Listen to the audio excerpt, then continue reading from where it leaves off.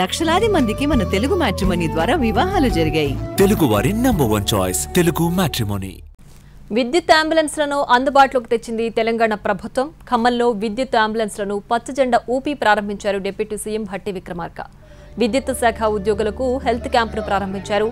విద్యుత్ ఉద్యోగులకు దేశంలో మరే రాష్ట్రంలోనూ లేని విధంగా ₹1 కోటి ఇన్సూరెన్స్ చేయించామన్నారు భట్టి విక్రమార్క.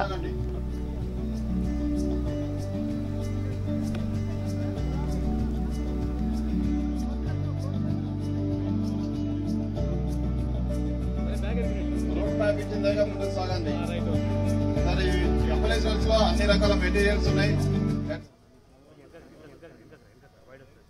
10 ఏళ్లు కరెంట్ ఇచ్చింది ఆనాటి గత ప్రభుత్వాల ద్వారా పెట్టినటువంటి ప్రాజెక్టుల ద్వారా వచ్చింది. మళ్లీ తిరిగి గత పాలకులు ముందు చూపుతో పెట్టినటువంటి ఆ ప్రాజెక్టు ద్వారా వచ్చిన కరెంటు ఆ 10 సంవత్సరాలు సరిపోయింది. భవిష్యత్ తరాలకు ఇంకా కరెంటు అవసరాలు పెరుగుతూ ఉన్నాయి.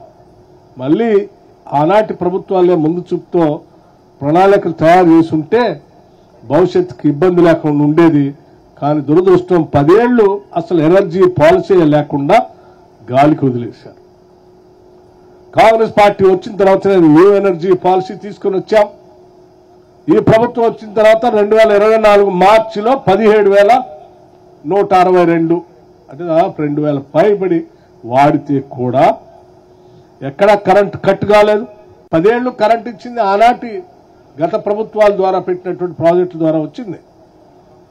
మళ్లీ తిరిగి గత పాలకులు ముందు చూపుతో పెట్టినటువంటి ఆ ప్రాజెక్ట్